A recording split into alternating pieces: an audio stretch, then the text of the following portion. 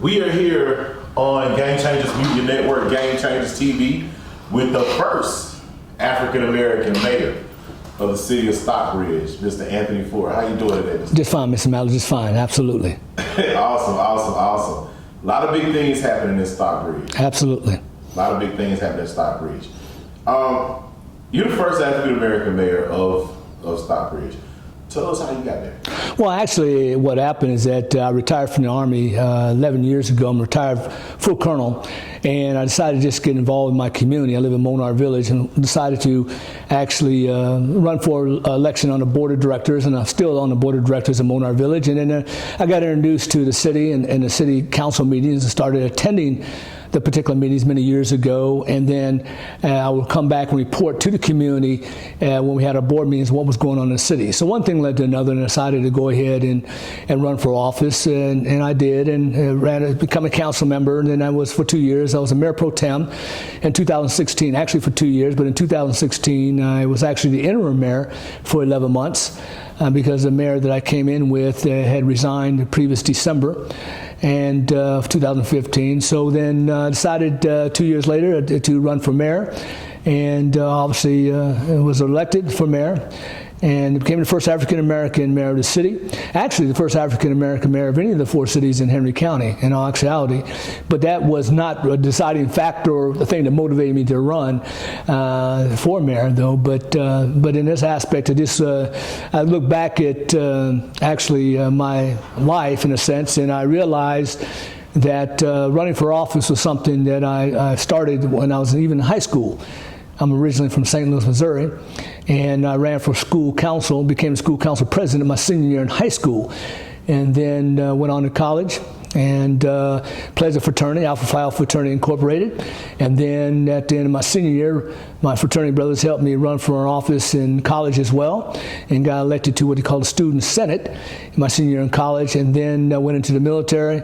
And then, of course, when you're full-time in the military, any military service, you cannot function in the capacity of a municipal elected official or any type of state representative or senator or federal, on the federal side, if you're full-time. If you're a National Guardsman or Army Reservist, you can actually serve in the capacity of a municipal government or at the federal or state level.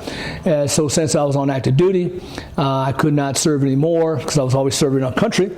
And so once I retired in 2010, I just started getting involved. And I realized after I started getting involved, wait a minute now, I've been down this road before, and it's somewhat, I've done this in high school, done this in college, and so I guess in a sense I'm somewhat service-oriented, and I just want to be able to give back and try to improve what I can in my community where I live, because if I help improve my community, I'm helping myself as well, because I live there in this aspect. So that's how this all came about. And I tell young kids all the time when I have an opportunity to talk to young kids, whether at their elementary, middle, or high school, even the college level, it's not about the money, it's about serving your community and giving back. Because really, if it's honestly about the money, I wouldn't be doing this, because there's not a whole lot of money involved. I mean, I tell the young kids, yes, I do get paid, but it's not a whole lot of money, but it's not about that. It's about serving the community, giving back, and doing what you can to improve the conditions that you live in, everybody lives in and around you. So just be a catalyst for any type of support and moving things forward and improving on the livelihood of folks in and around you. So that's what it's all about, and guarantee. Good thing that I'm a retiree and I have a pension, though. I mean, that's helpful, that's helpful. But I enjoy what I'm doing in this aspect, and I just want to continue to do that and serving the people as long as I can in this aspect, as long as they'll have me to do this. And so I appreciate the time to even talk to you today about any of this, anything that's going on in the city. It's great. Awesome. Now, you talked about how you served in the military, in the armed forces. You also had a chance to serve in, other capacities through your fraternity, organizations, community organizations. How was that foundation built for you? What made you have a passion for serving not just your community, but your country? Just serve. Well, what it amounts to is that my father is a World War II and Korean War veteran, and he passed 2 years ago, which is something that unfortunately all of us eventually have to pass. But he passed a couple years ago. He's age 95, so he lived a very full life. Well, I'm the oldest son, and he wanted one of his sons to follow him in the service, and that was me. So in a sense of giving back to the country or serving the country, I get that from from him in this aspect, and in serving the community, I get that from my mother, my upbringing, and things that she involved with our neighborhood as I've grown up in our church and things of this nature. So it just happened to come somewhat naturally by my parents and my upbringing to want to give back, and it's just in the nature to do that in this aspect. So I just trying to follow suit, and you get, of course, more you give, the more the good Lord probably in a sense gives to you, and you get a sense of achievement and accomplishment and satisfaction of helping others in this aspect. And once again, if you help others, you eventually help yourself in the process. So in that aspect, so that's what kind of drives me to do that. And once again, I have to say, it's not about the money, because if it's about the money, I wouldn't be doing it. So hey, I enjoy doing what I can to help out and give a helping hand if I can. Awesome. You're the mayor for the city of Stockbridge. Correct. Stockbridge is growing. That's correct. One of the big cities of Henry County. Matter of fact, I believe is it the largest city? Well, it's the largest city, but what has happened recently, we got to make sure we reconfirm this, that the census results came out. So we're kind of on the edge here. I'm not quite sure if we're still really the largest or if Madonna actually took us out. So we're going to we got to in a sense have to research this and make sure that the numbers that we have seen thus far are accurate. But we unfortunately may have lost the largest city designation for Henry County. It may have happened in reference to the latest census results. So I have the city manager checking into some things further, as well as the council is concerned about the numbers and how it came out. But we don't know if we still are really. But if we happen to lose the largest city designation, guaranteed, give us 10 more years and we'll be back on top. We'll be back on top. Yeah, right. Now, tell me what is quality of life. What you feel like in Stockbridge? It's Henry County. What is quality of life look like? Well, I will say to you that first of all, the county is continuing to grow. Stockbridge obviously is growing, so is the rest of the cities in the county. And more folks are coming to Georgia, coming to Henry County for economic growth and the opportunities and the good weather, better weather, maybe from up north in this aspect. But in reference to the city itself and the growth, growth and how we're expanding, right, is that we just recently we're going to have, matter of fact, have our actual ribbon cutting of our amphitheater, a 3,200 seat amphitheater, and a grand opening concert set for later on in September as well. And it's been well advertised thus far. Tickets will go on sale very shortly. And we have icons. We got Patti LaBelle and Glass Knight. They're going to kick off our concert series, our grand opening here. Okay. On the 25th of September is what it's scheduled for. And it's going to happen in this aspect. So that adds to the quality of life. It's all part of what we call the LCI, the Livable Centers Initiative, that the city participated in a good 10 years or so ago. So this is bringing things to fruition. Okay. And before I was elected individual official, I was actually part of a citizen group that was part of this little test group to talk about the Livable City Center Initiative and see what things can do and get some input on how the city can grow and what we can do for the betterment of the city. So we're looking at growing, of course, the downtown area, attracting new businesses to the downtown area, make it more of a sense of a tourist attraction per se, entertainment hub, and now with the amphitheater, we need to have more or less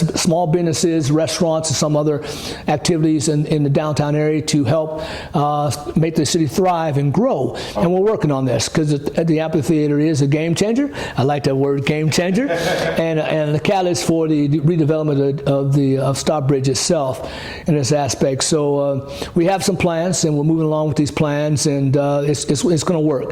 It's going to take some time and effort, but I believe the citizens overall would be basically happy and satisfied with how we're growing and things that we're doing, and to expand the city itself and to make them very proud about living, working, and playing in the city limits of Stockbridge or in the county itself. You see, because what we do good in Stockbridge helps out the county as well and our immediate service area in a sense with other citizens, other counties in the area. So. Awesome. Excuse me. Just to put it in a lot of instances, a lot of times, a lot of people say, hey man, I don't want to live in Stockbridge. It seems as though the city council doesn't get along. There's a lot of big on the city. It may seem like a lot of indifferences happening. Excuse me. Go ahead, no problem. Okay. It may seem like a lot of dysfunction happens on the city council, but you guys were able to come together and actually build this amphitheater, which is going to bring economic development. So you got the votes, you got the support. How were you able to take that type of council and bring them together to see that vision? Well, one of the things is that everybody has different types of personalities, and you got to try to make sure the personalities work, and we're on some type of common goal and strategically moving in the right direction. So it can be difficult from time to time, but in a sense, trying to have a good positive attitude about the fact that we have to work together for the betterment of the community, and in a sense, and trying to keep things above board as best as possible, and continue to focus on the end goal, which is to move Stockbridge forward, do the best we can for the citizens which elected us into office in this aspect, and try to keep any type of disagreements more professional if we can, and keep it at a low roar in this aspect. So, and try to show, and in reference to me, I try to show a good example of trying to maintain good, decent relationship with my teammates, because I'm always calling folks teammates. I do it publicly, I do it in my correspondence. I'm always talking about teammates and being a team player. Right. So I try to show my team worthiness in a sense, or maybe my leadership in the sense of showing that type of passion, the fact that we're going to work this out together. You're still my teammates. I may not always agree, but we can agree to disagree, kind of move on and see what we can do to make movement in reference to the betterment for our citizens which we serve and which elected us to office, and get to the end goal, which is to make Stockbridge even a greater city than it is today. And so that's my intent. It's just got to kind of keep working at it, and even though there may be obviously some disagreements from time to time, but we are moving forward, and I would think that overall that the citizens will see that, and the citizens will, at least the majority, because it'd be awfully difficult to satisfy 100% of people 100% of the time, but I think overall that as long as we continue to move forward and show good progress, we should be fine, and hopefully with as less strife and disagreement as possible, of course, but occasionally those things happen, and we just got to keep moving forward and keep the eye on the prize. Awesome. Again, first African American mayor, city of Stockbridge, a lot of history in Stockbridge, it comes from a very rich culture. Right. Dr. Martin Luther King's father. Right. Dr. King. Right. Was actually born. Was Dr. King? It's Daddy King, Martin Luther King Sr. was born in Stockbridge and gave his first sermon at Floyd Chapel Baptist Church, which is less than a quarter mile from City Hall, and then eventually he went to Atlanta, and so we're very proud about that history, the King legacy, and being an ancestral home of the King family right here in Stockbridge, where Daddy King was originally born and raised. And I feel extremely proud about that, not only being the first African American mayor, but also the fact that I'm a member of Alpha Phi Alpha Fraternity Incorporated, which one of our most famous brothers of the fraternity is Dr. King, Martin Luther King Jr. You see, but I guarantee I knew all that prior to running, but it wasn't the mainstay for me to run for office. I mean, once again, it goes back to serving the community and seeing what I can do. But I feel very proud about that, and have to be part of that legacy, right here in Stockbridge itself. Especially since I'm not originally from here, I'm from the Midwest, but it was Uncle Sam that sent me here 16 years ago from Fort Lewis, Washington, the state of Washington, to Fort McPherson, and I settled obviously in Stockbridge. Versus following I have a younger sister who lives in Roswell, North Fulton County, and her and her husband wanted me to move way up there with them, and my wife opted to come down, obviously down here in Stockbridge, and so we nailed down and settled down and raised our child. And the Henry County school system is outstanding and still doing a great job. And it was easier for me to travel north of 75 to get to Fort McPherson, now to East Point, than it is to be up in North Fulton County in the Georgia 400 in downtown Atlanta. So I told my sister, hey, I love you, sis. I'll see you when I see you, but I'm going south. And I'm extremely pleased that we came this way, because now it will be part of the process, the redevelopment process of the Stockbridge and Henry County in the South area, and we're gonna have it going on. It's going to be great, and as time goes on, and then I have to tell my sister, my brother-in-law especially, so see, I did the right thing. Y'all need to come down here and join us now. Absolutely. You see, so changing the game. That's right. Absolutely. Absolutely. Right here in Henry County. Right. Now, Big amphitheater. Yes. We were talking about that. Yes. Patty LaBelle. Yes. Gladys Knight. Correct. What?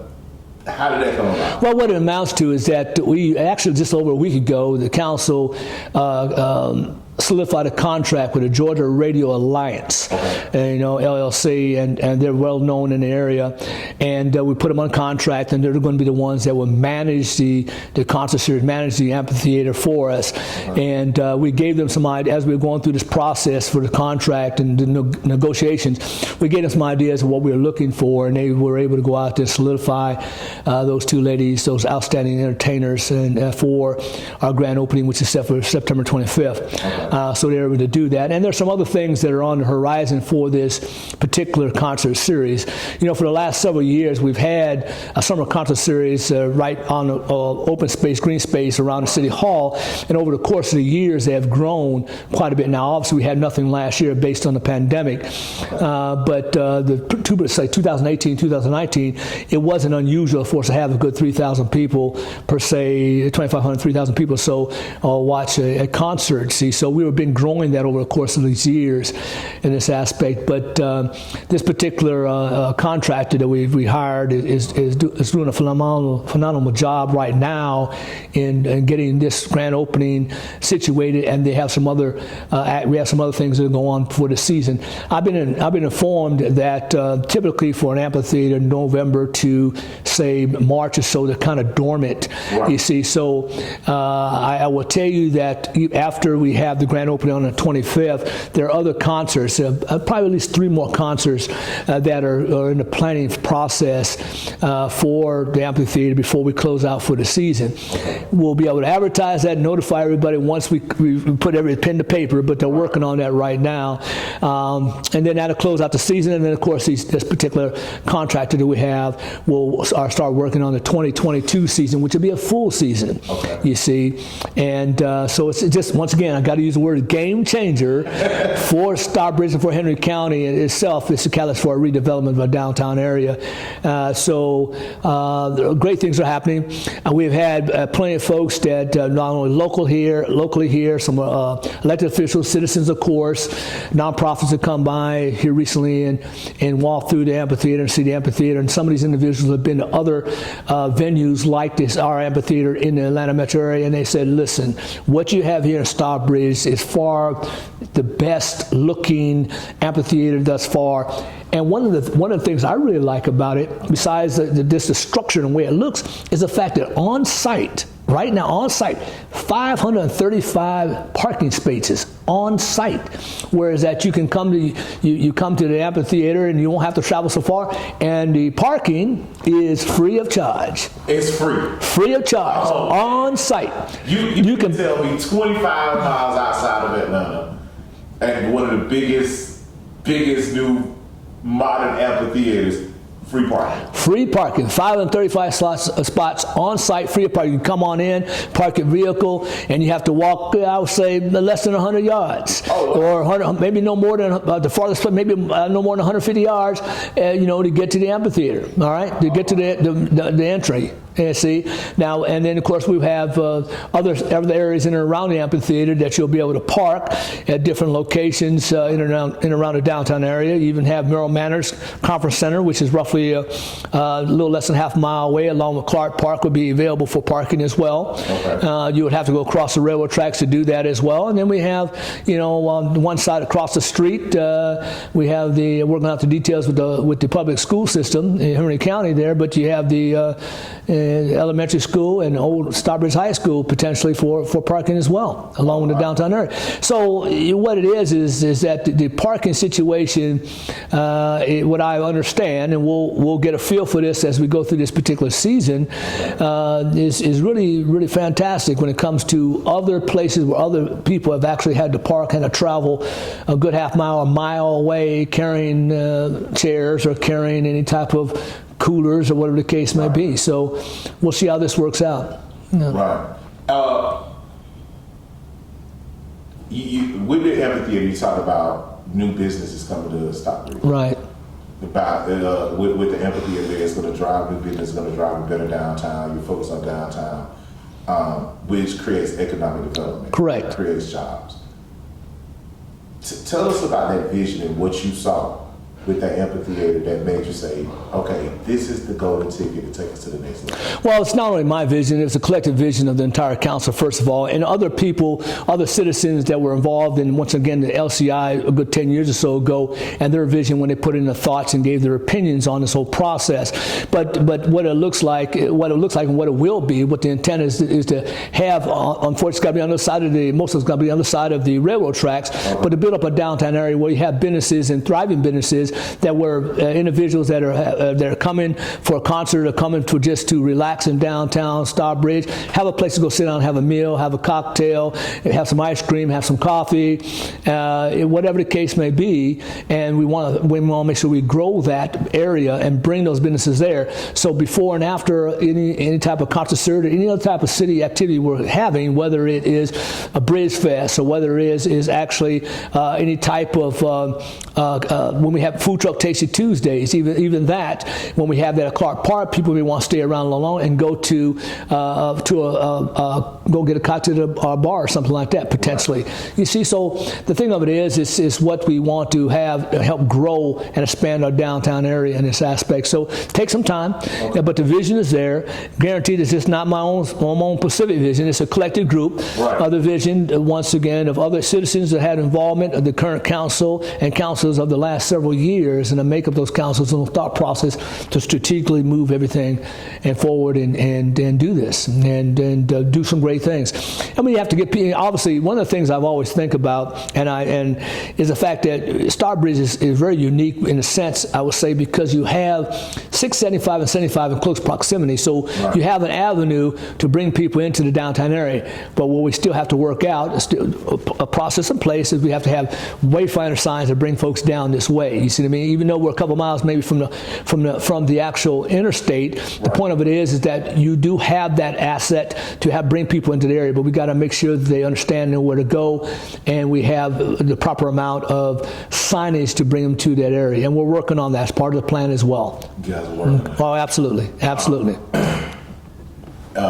Under the Henry County chairwoman. Yes, Chair Harrell. Mm-hmm. She issued a state of emergency. Yes. And her that Henry County was in a state of emergency. Yes.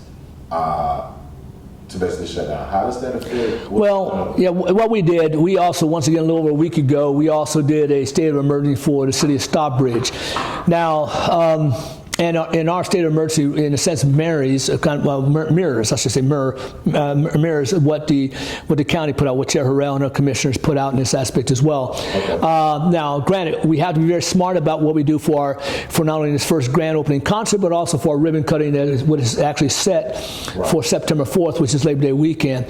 So we have to look at CDC guidance in reference to outside events and make sure that people understand that when you come, there's a certain amount of mask requirements, in reference to CDC guidance for outdoor. You need to comply to this particular guidance. We have to put that out there, and you have sanitary stations or hand sanitary type stations available. We don't know if we're going to go to the point to check temperature, but that's something that's a due out. We'll see. Don't know if we can go as far as to look at cards. I don't know if we could do all that, But what I'm saying is that we're going to do what is smart and what's responsible right. For these upcoming activities. And the max capacity, when you take everybody into account for the permanent seating, when you're looking at the lawn seating, and you're looking at the folks that are going to be in the wheel call area, folks that are in the standing room area only, or the vendors, you kind of max out about 4,000 people. We're not going to have 4,000 people. We can't have 4,000 people in the amphitheater when we're going through a pandemic. So we're working out the issue now and how many people would be authorized for the crowd, whether it's for the upcoming ribbon cutting on September 4th or the actual concert on the 25th. So we're working through the process with input from, of course, a management company, for the concert management company, the city management, the council themselves. Of course, the council has input in this as well, right. And to come type of some mutual type of understanding what the numbers should be based on the CDC's guidance, so we can be safe and responsible. We don't want to have a super spreader type of event. event. We want to be able to have the event and to have ribbon cutting in a sense and bless the venue and have a miniature type concert on that as well for the guests and the citizens that we invite, but the number will not be full capacity. And then since we advertise and we have these great musical icons coming, these entertainers coming on September 25th, the intent is to still have the concert, but we can't max it out. We have to be responsible about how we do that. Don't know what the number is going to be just yet, but we can't max it. We got to be safe about this, because if we don't take safety into concern, we're doing a misservice to our citizens in a sense too, because the Delta variant is still out here. It'd be more helpful if people will go get a vaccination though, but we still got to be smart about what we do and how we manage these upcoming activities and any other concerts this particular season that we have. And we have a couple planned behind this one on the grand opening. So we just have to be careful about what we do and how we do it, and look at the numbers, look at the science, and look at the guidance from the professionals, and then put the information out, and then have people, in a sense, adhere to the guidance to have a good activity and enjoy themselves, but be safe in the process as well. Let me ask you this. You're the chair of the Henry County Board of Health. Yes, I am. Board of Health. How did that come about? Well, that actually came about simply because there are 7 members of the Board of Health, and the mayor of the largest city is an automatic member of that, along with the chair of the county commission and the superintendent of schools. And then the 7 of us, so the other 4 are parts of certain advocates, medical doctors, and or certain advocates for health concerns that make up the actual board itself. Now, granted, then the board, the 7 of us, get together and we nominate and just vote whoever the chair would be. And so I've been the chair for the last 2 years. This is my second year being a chair, and obviously I've been the chair during this whole pandemic issue. But unfortunately, back to our earlier conversation, if by chance the city of Stockbridge has lost the large city designation, then the mayor of Stockbridge would no longer be on the Board of Health. It would go to the mayor of McDonough, if that is the case. Yeah, that would lose that in that aspect. If that is really what we see in the results of the census. Awesome. Okay, so it's not something that you had to actually run for. It's something where it's just appointed to that. I pointed to it based on the position that I hold. Yes. Okay. Well, how does that play? Based on that position that you hold, how does that play towards? Because I see you have a lot of safety measures in place for September 25th, September 4th. Right. You know what I mean? Are you partnering with the county on an initiative for safety on the Delta variant? Like, what does that look like? What happens is we started up here recently when the Delta variant started rising, and a number of people that are going into Piedmont Henry, and the amount of people, unfortunately, that were passing, and primarily those folks that are passing are people that are not vaccinated, by the way. So we started up our weekly meetings along with the Chair Harrell, the county staff, all the mayors, and typically the city managers, and along with the Public Health Department, District 4. And we have a public health, of course, office here in Henry County, but District 4 is actually headquartered out of LaGrange in this aspect. So we have these constant communications about what's going on, what we need to do. So that's why things are since the Delta variant is more prevalent now, so the testing and the vaccination process for citizens in Henry County has increased. So more and more folks are able to get vaccinated and or tested if they want to do so. The county, along with the Public Health Department, with the blessing of course, the cities in this aspect, are doing more of that now to try to get people tested and or vaccinated to help push down this Delta variant, keep the people out of the hospital, because Piedmont Henry is maxed out, basically. Piedmont Henry is in Stockbridge. Well, they say it's in Stockbridge. It's really unincorporated. It's really not within the city limits of Stockbridge. It isn't, but it's kind of like a little island. But a lot of times people refer to it as Stockbridge. But it's actually not really in the city limits. But anyway, so it's our biggest hospital in the county, and they're in the last few weeks they've been inundated probably the last 3 weeks easily, been inundated with a great number of people that are sick from COVID. And once again, a good 95% of those folks that are sick from COVID in the ICU or on ventilators are people that have never been vaccinated, you see. And so that's why the push is that's why here most recently we went back to with the public health department's assistance and the county staff and using assets that the county has and whatever the cities can give to work out activities for more testing for COVID-19 and more vaccinations, and trying to encourage people to do this in this aspect. And see, testing is important, but what's more important are the vaccinations, actually. Because you can be tested one day and be good, but you can still get the virus, but you need to be vaccinated. And of course, there's been documented proof that even some people, supposedly, that have been vaccinated have got the virus, they got COVID. But the good thing about that is if that happens, it's rare, but if that happens to you, you're not going to get so sick, whereas that you have to go to the hospital, be in the ICU, or be on a ventilator. You can quarantine yourself, you get over it in 10 days or less, and you'll be good to go. So that's the key thing, is that vaccination is the key to the success of this, besides us being once again responsible in how we conduct our business for outdoor activities in upcoming upcoming activities that we have for our ribbon cutting and our concert itself. That's awesome. So, it seems like you have a nice grip on this, on moving forward, in the positive way to move forward with this. I know we talked about the concerts, I know we talked about the video, but the everyday people of Stockbridge, the people that have to work, live, and play in Stockbridge. What type of dynamic are you and the council creating to work through this pandemic to maintain Stockbridge economy, living condition? Because a lot of people are losing their homes in this pandemic. A lot of people are losing their cars. A lot of people are going hungry. But I do know that you guys have a lot of initiatives in the city to bring resources to those people. What's happening? Well, what it amounts to, we've received some funding from the federal government good 6-7 months or so ago, where people were applying for a certain amount of funding to help them with their utilities, their rent, things of that nature. So we're helping have some money available funds folks were looking for to get reimbursement or help them keep the businesses afloat. And we worked that through. The Chamber of Commerce was working with us on that aspect as well.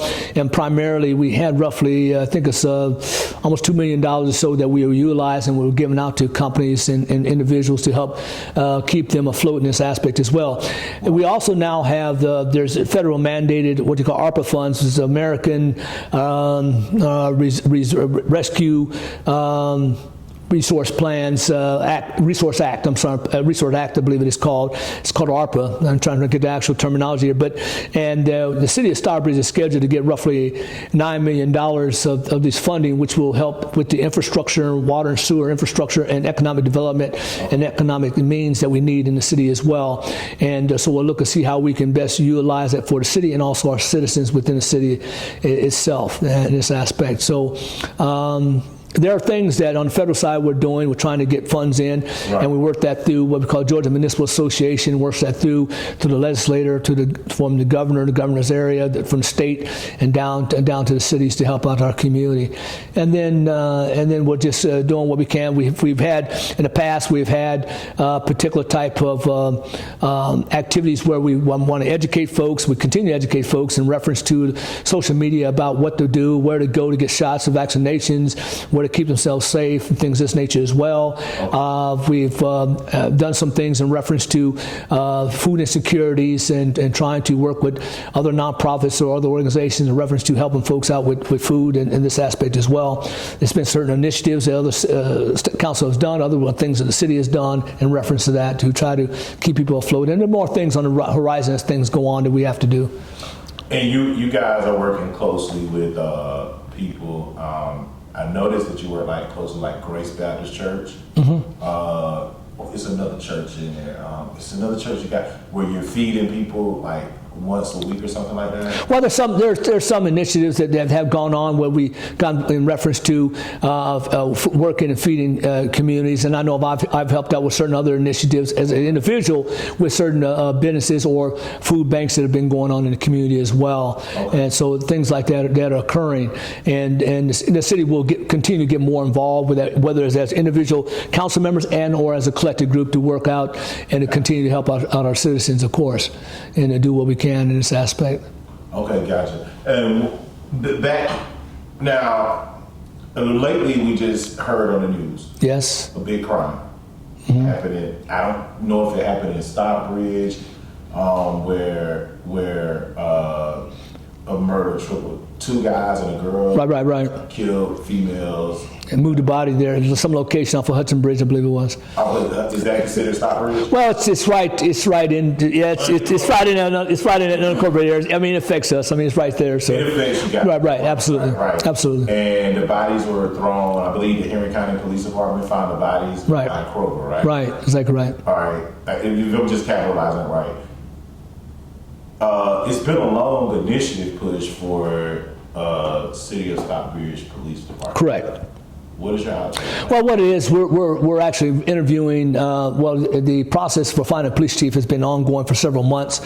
The city manager is nailed down some candidates for the police chief's position to bring forward to the council for our approval. Okay. He's recommending it'd be no more than 3 that he'll recommend. Then we'll get a city's council, myself, will get a chance to interview those individuals and then make a decision on who that individual would be. The intent is to have a police chief and have that police chief start working, improve that, and start working towards developing the police department, establishing his or her, whoever it is, to start establishing that particular department.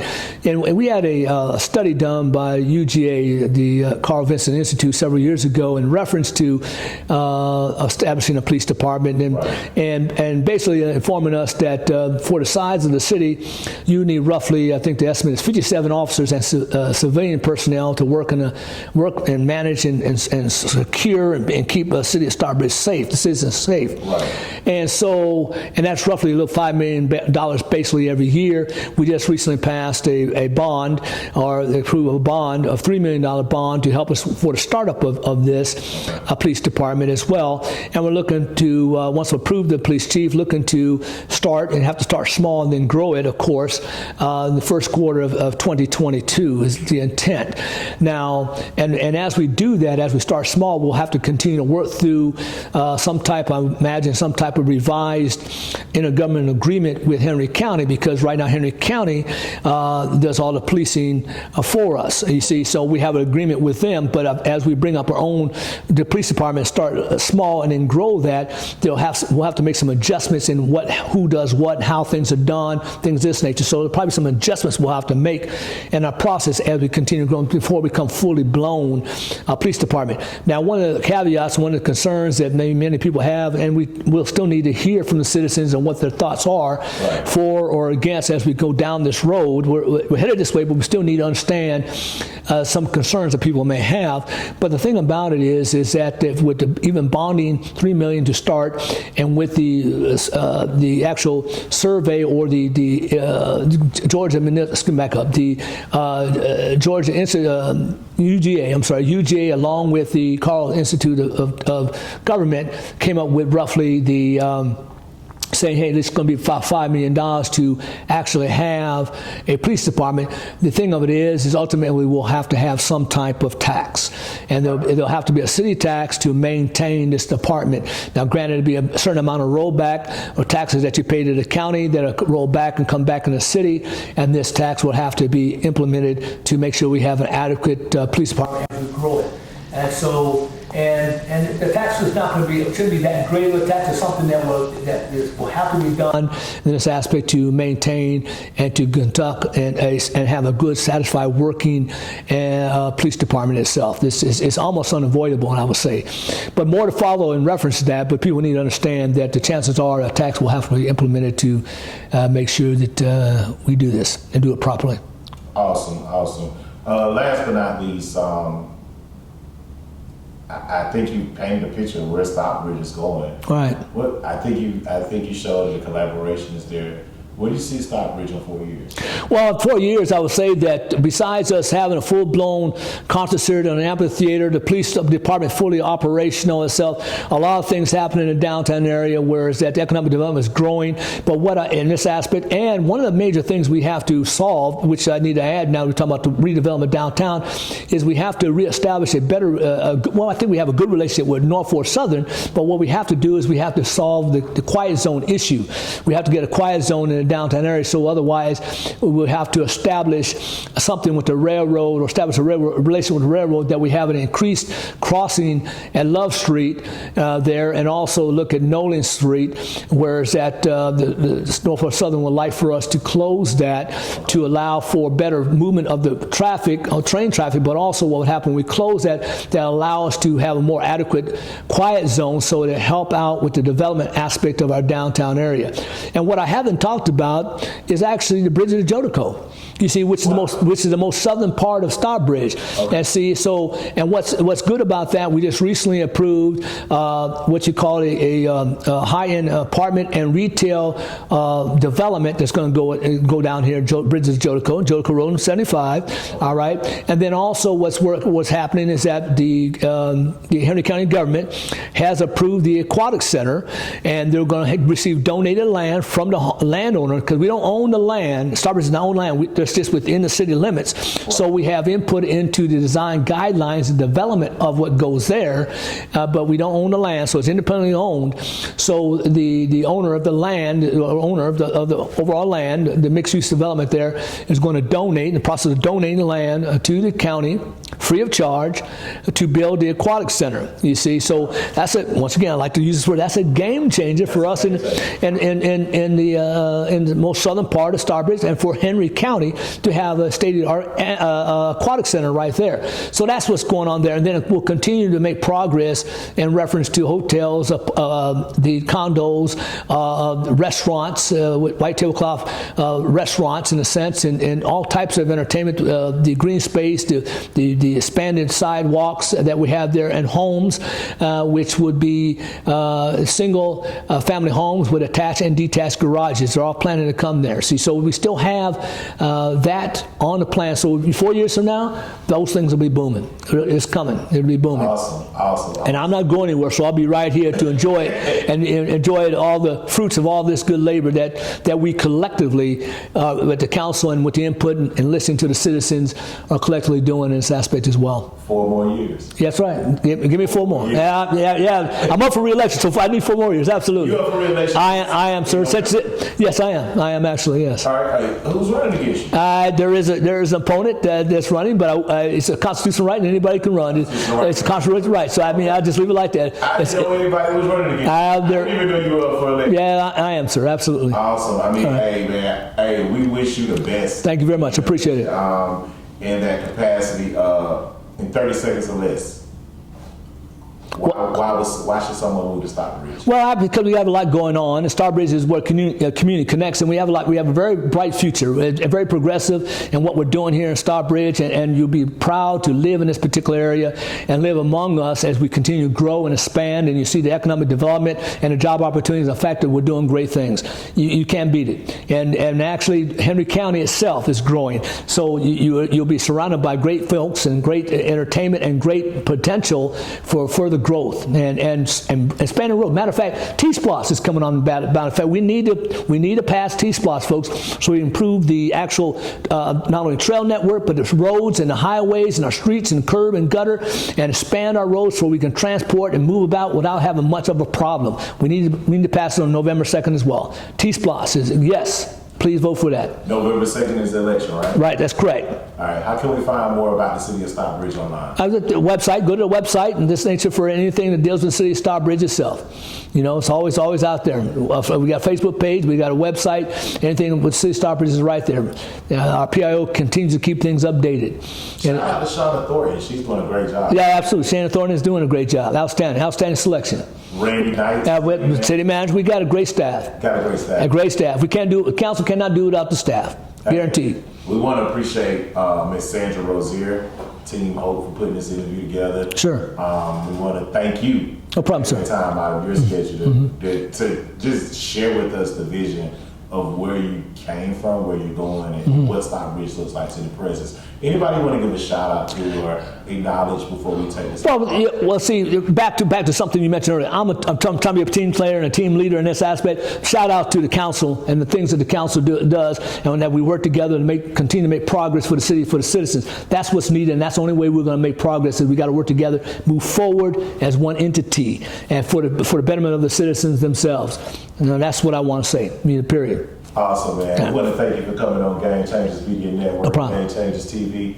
Thank you, Mr. Mayor, Mayor Anthony Ford, the first African-American mayor of the city of Stockbridge. We look forward to see big things for you, sir. Thank you. Appreciate it.